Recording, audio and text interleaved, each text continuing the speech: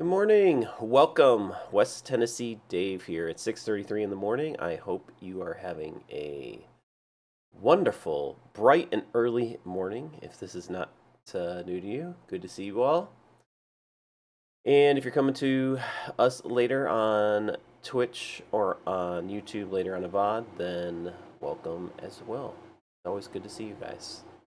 Good to see you all this morning. Hello there. Hello there, Big Ugly Ent. Hello there, Eric. Hello there, Spacey. Good to see you all. Welcome, welcome.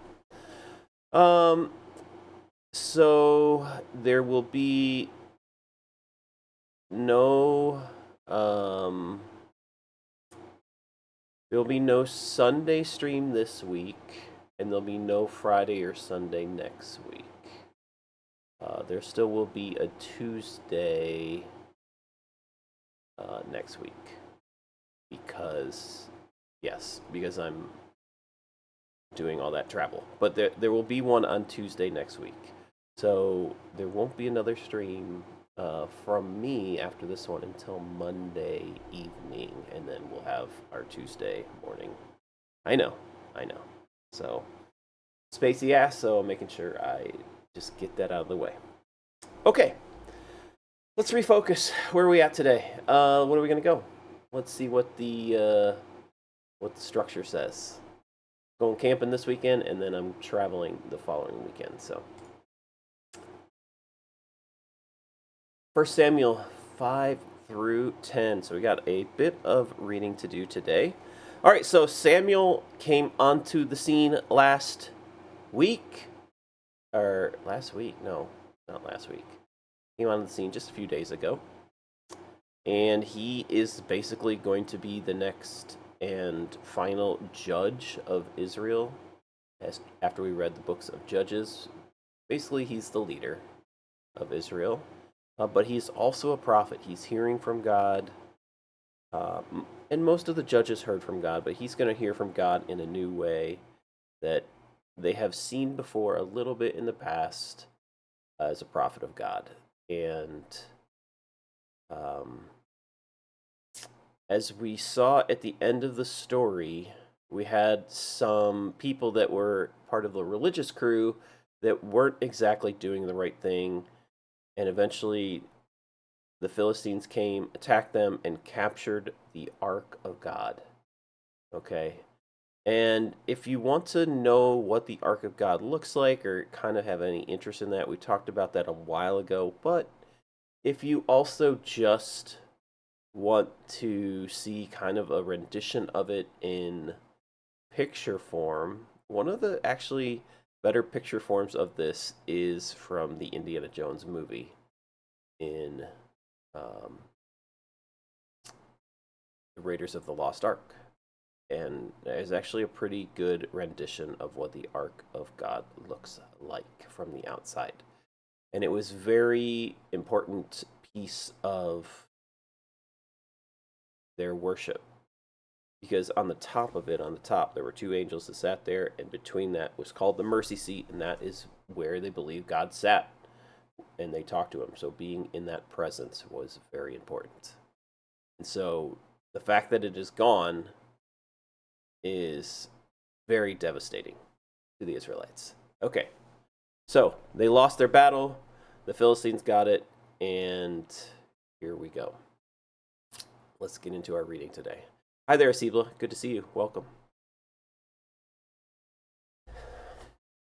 After the Philistines captured the Ark of God, they took it from the battleground at Ebenezer to the town of Ashdod. They carried the Ark of God into the temple of Dagon and placed it beside an idol of Dagon. But when the citizens of Ashdod went to see it the next morning, Dagon had fallen with his face to the ground in front of the Ark of the Lord. So they took Dagon and put him in his place again. But the next morning, the same thing happened. Dagon had fallen face down before the Ark of the Lord again. This time, his head and his hands had broken off and were lying in the doorway. Only the trunk of his body was left intact. This is why to this day neither the priests of Dagon nor anyone who enters the temple of Dagon in Ashdod will step on its threshold. Then the Lord's heavy hand struck the people of Ashdod and the nearby villages with a plague of tumors. When the people realized what was happening, they cried out, "We can't keep the ark of God of Israel here any longer. He's against us. We will all be destroyed along with Dagon, our god." So they called together the rulers of the Philistine towns and asked, "What should we do with the ark of the God of Israel?" The rulers discussed it and replied, "Move it to the town of Gath." So they moved the ark of God. They moved the ark of God of Israel to Gath. But when the ark arrived at Gath, the Lord's heavy hand fell on its men, young and old. He struck them with a plague of tumors, and there was great panic. Wow, 70 streams. Incredible. Well done. Well done there, Zila. So they sent the ark of God to the town of Ekron, but when the people of Ekron saw it coming, they cried out, "They are bringing the ark of God of Israel here to kill us too." The people summoned the Philistine rulers again and begged them, "Please send the ark of God of Israel back to its own country, or it will kill us all." For the deadly plague from God had already begun, and great fear was sweeping across the town. Those who didn't die were afflicted with tumors, and the cry from the town rose to heaven. The ark of the Lord remained in Philistine territory 7 months in all. Then the Philistines called in the priests and diviners and asked them, "What should we do about the ark of the Lord? Tell us how to return it to its own country." "Send the ark of God of Israel back with a gift," they were told. "Send a guilt offering so the plague will stop. Then, if you are healed, you will know it was his hand that caused the plague." "What sort of guilt offering should we send?" they asked. And they were told, "Since the plague had struck both you and your 5 rulers, make 5 gold tumors and 5 gold rats, just like those that have ravaged your land. Make these things to show honor to the God of Israel. Perhaps then he will stop afflicting you, your gods, and your land. Don't be stubborn and rebellious as Pharaoh and the Egyptians were." By the time God was finished with them, they were eager to let Israel go. "But now, build a new cart and find 2 cows that have just given birth to calves. Make sure the calves have never been yoked to a cart. Hitch the cows to the cart, but shut their calves away from them in a pen. Put the ark of the Lord on the cart, and beside it place a chest containing the gold rats and gold tumors you are sending as a guilt offering. Then let the cows go wherever they want. If they cross the border of our land and go to Beth Shemesh, we will know it was the Lord who brought this great disaster upon us. If they don't, we will know it was not his hand that caused the plague. It came simply by chance." So these instructions were carried out. 2 cows were hitched to the cart, and their newborn calves were shut up in a pen. Then the ark of the Lord and the chest containing the gold rats and gold tumors were placed on the cart. And sure enough, without veering off in other directions, the cows went straight along the road toward Beth Shemesh, lowing as they went. The Philistine rulers followed them as far as the border of Beth Shemesh. The people of Beth Shemesh were harvesting wheat in the valley when they saw the ark. They were overjoyed. The cart came into the field of a man named Joshua and stopped beside a large rock. So the people broke up the wood of the cart for a fire and killed the cows and sacrificed them to the Lord as a burnt offering. Several men of the tribe of Levi lifted the ark of the Lord and the chest containing the gold rats and the gold tumors from the cart and placed them on the large rock. Many sacrifices and burnt offerings were offered to the Lord that day by the people of Beth Shemesh. The 5 Philistine rulers watched all of this and then returned to Ekron that same day. The 5 gold tumors sent by the Philistines as a guilt offering to the Lord were gifts from the rulers of Ashdod, Gaza, Ashkelon, Gath, and Ekron.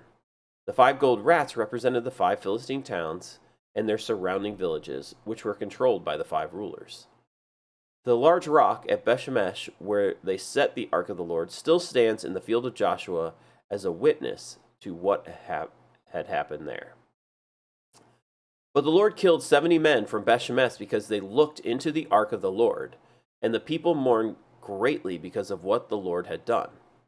"Who is able to stand in the presence of the Lord, this holy God?" they cried out. "Where can we send the ark from here?" So they sent messengers to the people of Kiriath-Jearim and told them, "The Philistines have returned the ark of the Lord. Come here and get it." So the men of Kiriath Jearim came to get the ark of the Lord. They took it to the hillside home of Abinadab and ordained Eleazar, his son, to be in charge of it. The ark remained in Kiriath Jearim for a long time, 20 years in all. During that time, all Israel mourned because it seemed the Lord had abandoned them. Then Samuel said to all the people of Israel, "If you want to return to the Lord with all your hearts, get rid of your foreign gods and your images of Ashtoreth. Turn your hearts to the Lord and obey him alone. Then he will rescue you from the Philistines." So the Israelites got rid of their images of Baal and Ashtoreth and worshipped only the Lord. Then Samuel told them, "Gather all of Israel to Mizpah, and I will pray to the Lord for you." So they gathered at Mizpah, and in a great ceremony drew water from a well and poured it out before the Lord. They also went without food all day and confessed that they had sinned against the Lord. It was at Mizpah that Samuel became Israel's judge. When the Philistine rulers heard that Israel had gathered at Mizpah, they mobilized their army in advance. The Israelites were badly frightened when they learned that the Philistines were approaching. "Don't stop pleading with the Lord our God to save us from the Philistines," they begged Samuel. So Samuel took a young lamb and offered it to the Lord as a whole burnt offering. He pleaded with the Lord to help Israel, and the Lord answered him. Just as Samuel was sacrificing the burnt offering, the Philistines arrived to attack Israel. But the Lord spoke with a mighty voice and a thunder from heaven that day, and the Philistines were thrown into such confusion that the Israelites defeated them. The men of Israel chased them from Mizpah to a place called Beth-kar, slaughtering them all along the way. Samuel then took a large stone and placed it between the towns of Mizpah and Jeshanah. He named it Ebenezer, which means the stone of help. For he said, "Up to this point, the Lord has helped us." So the Philistines were subdued and didn't invade Israel again for some time. And throughout Saul's lifetime, the Lord's powerful hand was raised against the Philistines. The Israelite villages near Ekron and Gath that the Philistines had captured were restored to Israel, along with the rest of the territory that the Philistines had taken. And there was peace between Israel and the Amorites in those days. Samuel continued as Israel's judge for the rest of his life. Each year he traveled around, setting up his court, first at Bethel, then at Gilgal, and then at Mizpah. He judged the people of Israel at each of those places. Then he would return to his home at Ramah, and he would hear cases there too. And Samuel built an altar to the Lord at Ramah. As Samuel grew old, he appointed his sons to be judges over Israel. Joel and Abijah, his oldest sons, held court in Beersheba. But they were not like their father, for they were greedy for money. They accepted bribes and perverted justice. Finally, all the elders of Israel met at Ramah to discuss the matter with Samuel. "Look," they told him, "you are now old, and your sons are not like you. Give us a king to judge us like all the other nations have." Samuel was displeased with their request and went to the Lord for guidance. "Do everything they say to you," the Lord replied, "for they are rejecting me, not you. They don't want me to be their king any longer. Ever since I brought them from Egypt, they have continually abandoned me and followed other gods, and now they are giving you the same treatment. Do as they ask, but solemnly warn them about the way a king will reign over them." So Samuel passed on the Lord's warning to the people who were asking him for a king. "This is how a king will reign over you," Samuel said. "The king will draft your sons and assign them to his chariots and his charioteers, making them run before his chariots. Some will be generals and captains in his army. Some will be forced to plow in his fields and harvest his crops, and some will make his weapons and chariot equipment. The king will take your daughters from you and force them to cook and bake and make perfumes for him. He will take away the best of your fields and vineyards and olive groves and give them to his own officials. He will take a tenth of your grain and your grape harvest and distribute it among his officers and attendants. He will take your male and female slaves and demand the finest of your cattle and donkeys for his own use. He will demand a tenth of your flocks, and you will be his slaves. When that day comes, you will beg for relief from this king you are demanding, but then the Lord will not help you." But the people refused to listen to Samuel's warning. Even so, we still want a king, they said. We want to be like the nations around us. Our king will judge us and lead us into battle. So Samuel repeated to the Lord what the people had said, and the Lord replied, Do as they say, and give them a king. Then Samuel agreed and sent the people home. There was a wealthy, influential man named Kish from the tribe of Benjamin. He was the son of Abiel, the son of Zeror, son of Bechorath, son of Aphiah, of the tribe of Benjamin. His son Saul was the most handsome man in Israel, head and shoulders taller than anyone else in the land. One day Kish's donkey strayed away, and he told Saul, Take a servant with you and go look for the donkeys. So Saul took one of the servants and traveled through the hill country of Ephraim, the land of Shalishah, the Shalim area, and the entire land of Benjamin, but they couldn't find the donkeys anywhere. Finally, they entered the region of Zuph, and Saul said to his servant, Let's go home. By now, my father will be more worried about us than about the donkeys. But the servant said, I just thought of something. There is a man of God who lives here in this town.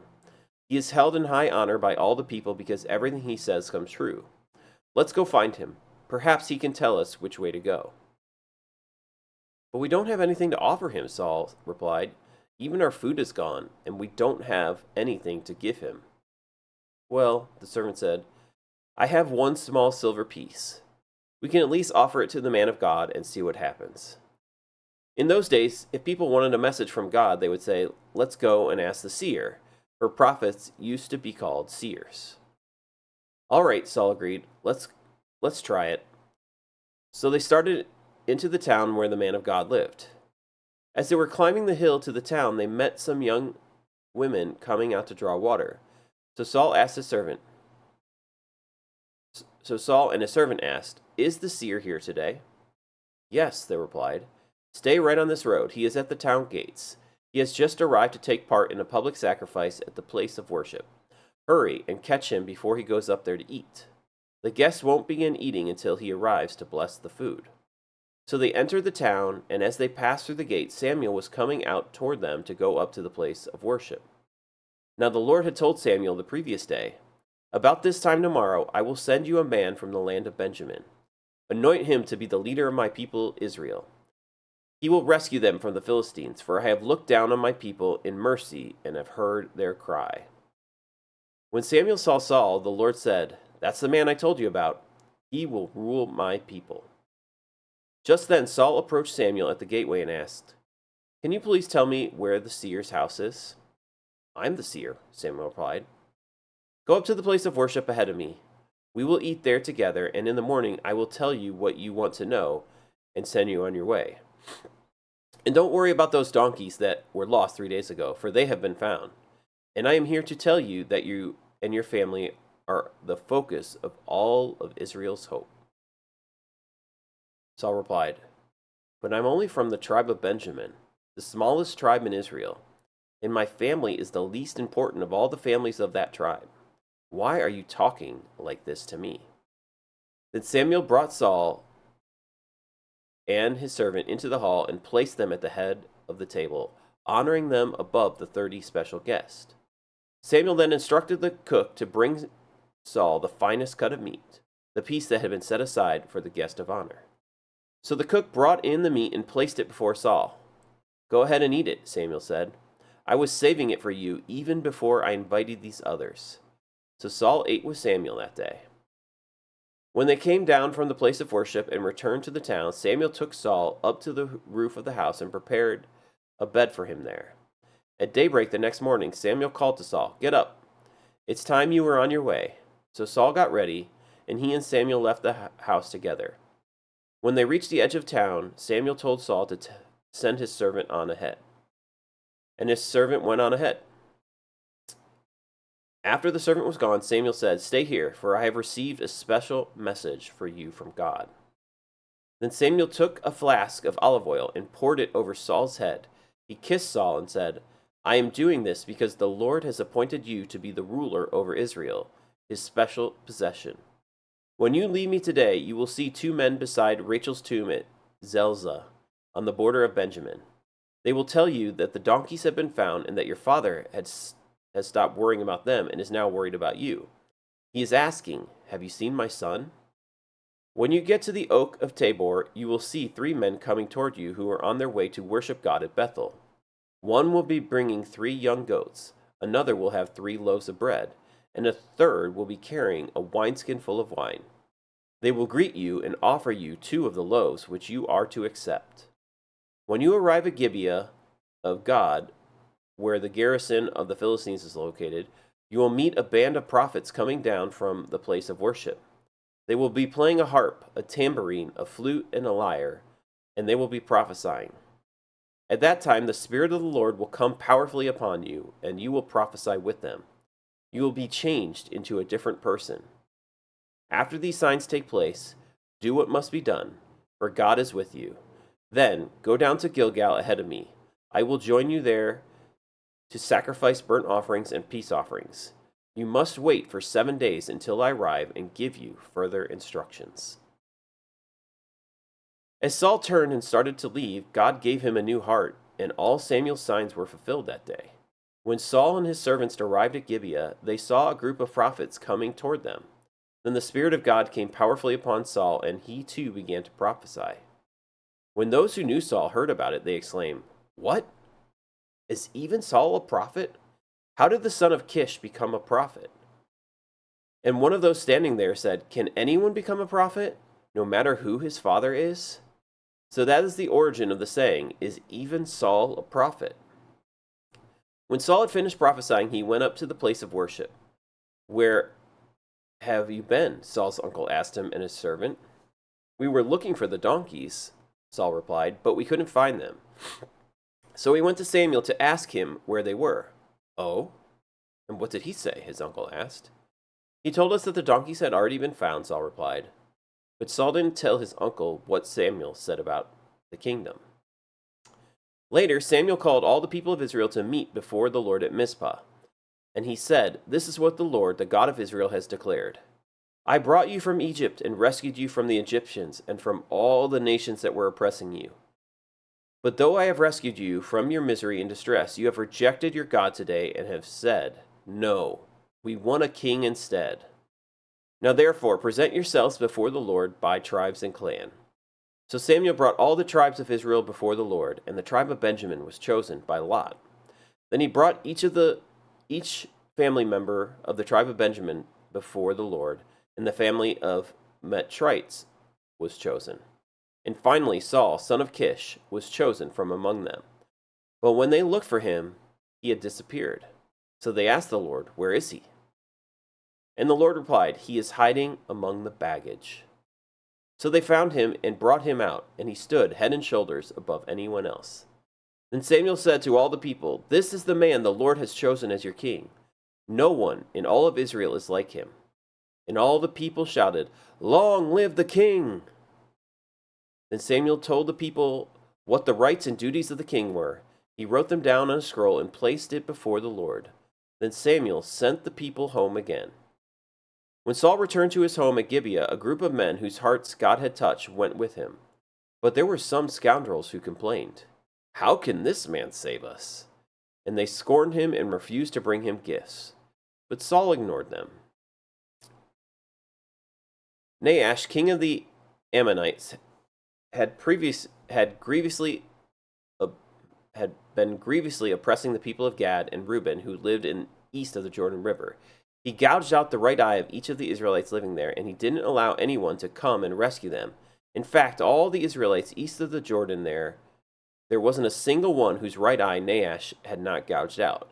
But there were 7,000 men who had escaped from the Ammonites, and they had settled in Jabesh Gilead. Okay, and that is where we will stop for today. All right, let me get a sip of water here.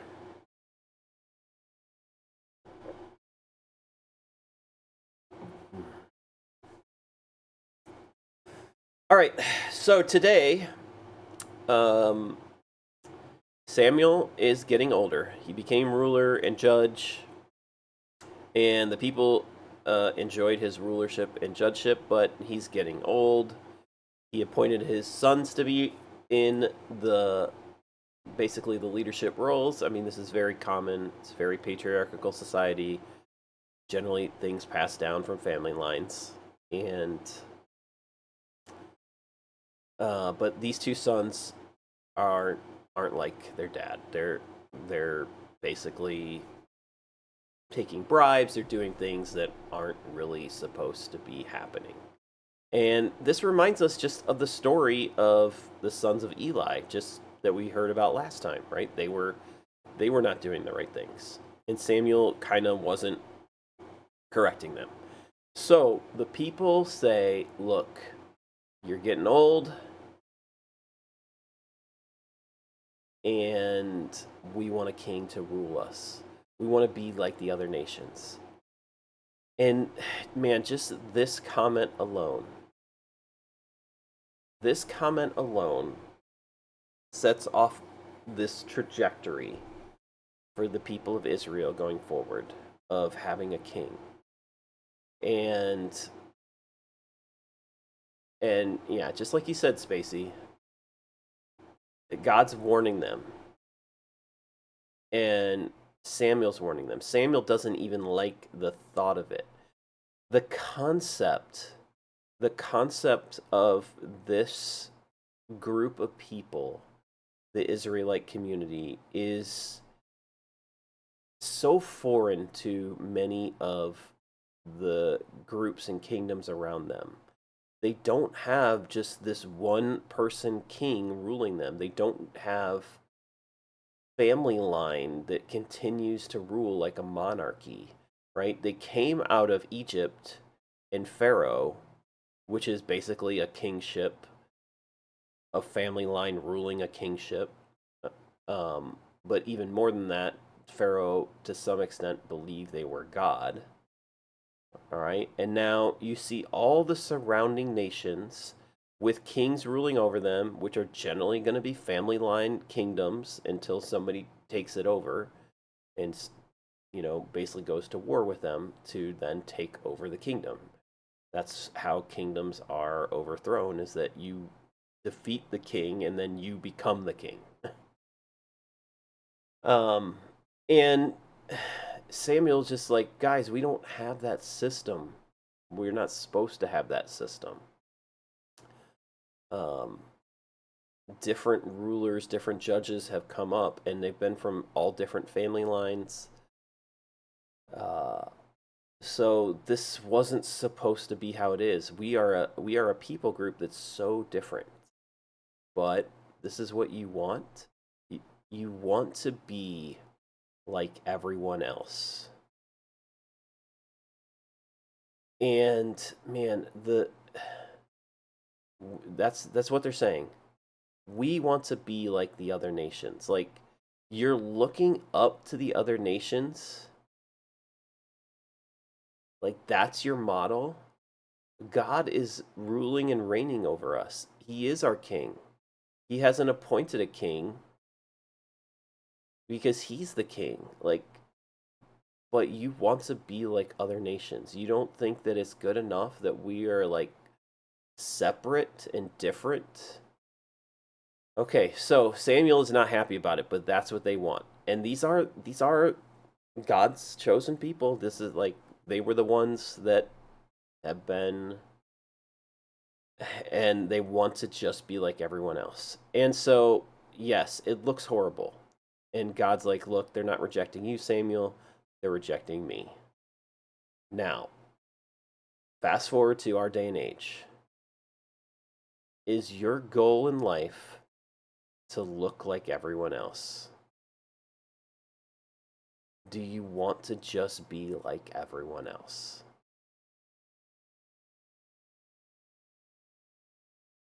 Take the next question.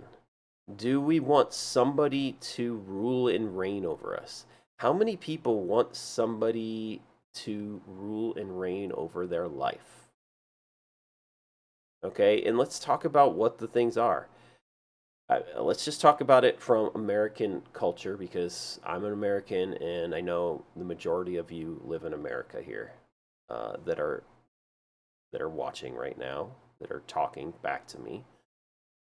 Okay, we have a different kind of political environment, but what is it they say? The king is going to take a tenth of your money. Okay, who likes paying taxes? Raise your hand if you like paying taxes. Who wants their sons and daughters drafted into the army? Who wants them to make sure that the king's life is great? Who wants to make sure that the president's life is amazing? Whoever the president is. Right. It's even more than that now. You're right. It's even more than 10% now. Okay? Is that what you want? You want these kingdom rules over you. You want a king to rule over you. So it's 10% there, but there's also the religious custom of the days, which is you're also supposed to pay the tithe, which is 10%. So you're basically doubling what you're giving. So you're doubling your taxes now. And then not only that, like they're going to take 10%, they're going to take 10% of your flock, they're going to take some of your children, they're going to be in the army, they're going to go out to battle because this is what it looks like. And they're like, we want to be like everyone else. Right? Because here's the thing, wars were happening around them.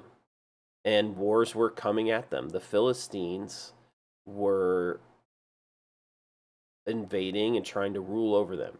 They were subdued under the leadership of Samuel. But they know Samuel's getting old and that he's not going to lead them out into battle. And they see that the sons aren't good. So they're like, it's basically like, let's do a political overthrow. Let's start a new political system and let's be like everyone else. And once we have a king, that's gonna be the ticket. And once we have a presidency and a political system and they draft an army, that's gonna be the ticket in our lives. That's gonna make sure our lives are secure the way God wants them.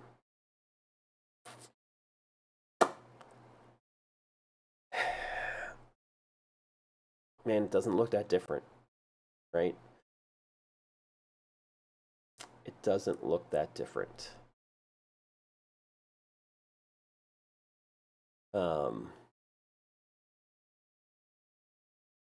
And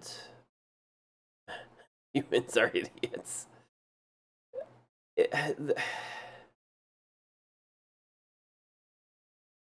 The problem is, like, from this time forward, and in most places, you just look at it, there's rulers and governments all over the world. Okay, it's hard to get away from thinking about a political group leading some country, right? There's monarchies all over the world, there's dictatorships, there's democracies. You go into the jungle and you go to like small people groups that don't even really interact with other people groups mostly. They still have a tribe mentality, and generally there's a leader of that group. It's just like, that's just how we see it. And what they're saying is, we don't want anymore this back and forth of, we have a leader for a while who's the judge, and then that judge dies off, and then we don't really know who's leading us until somebody gets anointed or somebody steps up, depending on who God wants to appoint, right? We just don't want the back and forth anymore. Like, they've been doing this journey. And partly because the reality of what they were supposed to be is to be focusing on God and not who the leader is. Who the leader is and who their family line is not that what is important. It is all about God. We're supposed to have these Levitical priests doing these duties for us to remember all these things, but to remember that God leads us. and that he can anoint whoever he wants to be the next ruler. And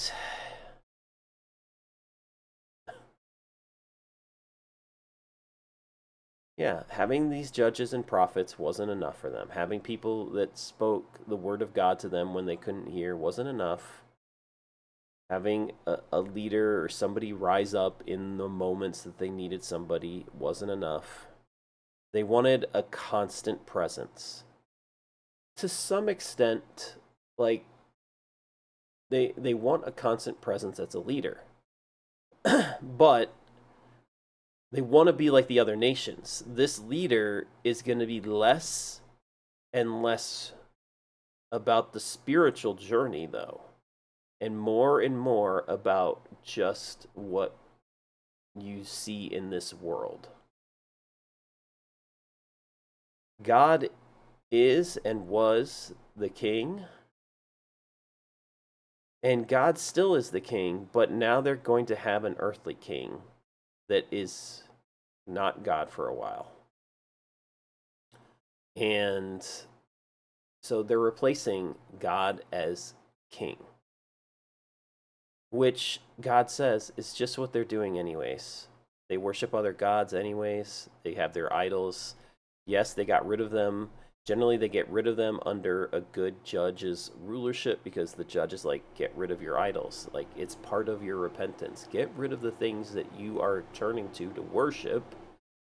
And now turn to me with all your heart, and I will come. I will rescue you. I will be your God again. And the same is true for us. We have to get rid of the things we turn to as idols. And we need God to be our king. So you might look to our political system for help in certain ways. God wants to be your help in everything. God wants to be your help. He wants to be your first and foremost. He wants to be that which is worshipped. Still today, he wants to be your king in the things that truly matter. Right? Because our life is not just about the external of what we do in life. It's not just about the food we eat or the clothes we wear or the entertainment we partake in or any of that, or our jobs or our status in the world. None of that is truly what matters to God. He cares about our heart. He cares about our soul. He cares about those things first and foremost, and he wants to make sure those are the first and foremost priorities of your life.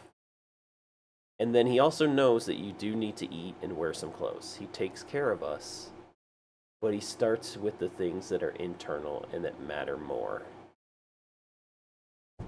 And these people are rejecting that. They're looking externally. And so often we look externally. We're no different. We see this situation arise and we're like, oh, that's the reason my life's not good. Or that's the reason my life's not good. And only if somebody else would come and help me or whatever else. And it's like, God's right there waiting. He's right there waiting for you to just turn to him and not be like the Israelites, say, no, we want somebody else to come and help us and save us and rescue us. He's like, God's like, well, I've done all that. So you have to turn back to me. That's it. That's the crux of the story. And so we're going to see what happens, this back and forth now. They have a king. We're going to see the kingship and how that expands. I mean, they knew better when they heard it originally, right? I mean, there was provision in it. There was provision. Moses foresaw the future, and God kind of warned Moses, like, they're going to reject me. They're going to want a king someday. So then put in some of the rules for what it's going to be like, and then Samuel got the rest of it and told them this is what this looks like, right? But they still wanted it. They want to be like everyone else. And man, just like that concept, I want to be like everyone else.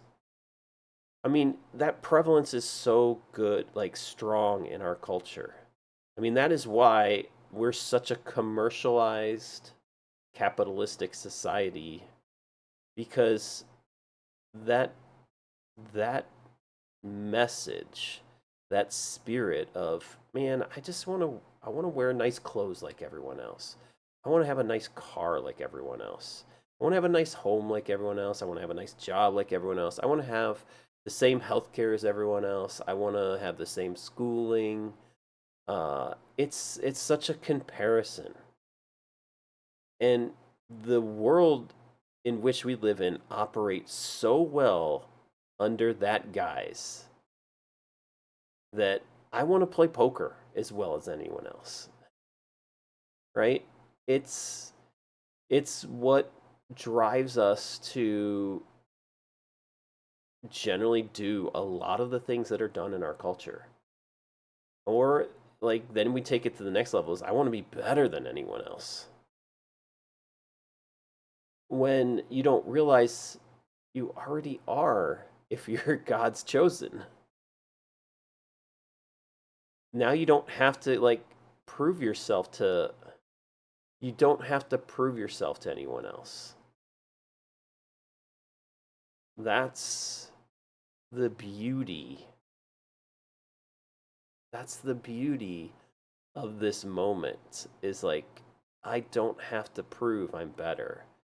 In fact, I'm okay with who I am. And in that place with being okay with who I am, it's only I'm okay with who I am because I trust God who created me and everyone else that I'm okay with that. And I don't have to be in comparison and trying to make sure that I'm one-upping everyone. In fact, I want to make others better. I want to continue to bring them to the same place, which is like you're good. So, okay. That said, that's where we're going to leave this story today. Uh, the choice is out there. The choice for each of us is out there. Just like the Israelites.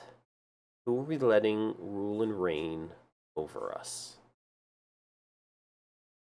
And maybe we look at somebody and think, oh, they have it better than us. What are they doing? How are they doing it? Let's do what they're doing. Let's imitate them. Man, that is how our society gets into the places it is. But is that what God wants for your life? For you to imitate that person, to look up to them or whatever else? And I'm just saying it here. Like, you don't have to imitate or look up to me. You have to look up to God. Look up to God, and then He will direct your path. He will give you the path you're supposed to walk.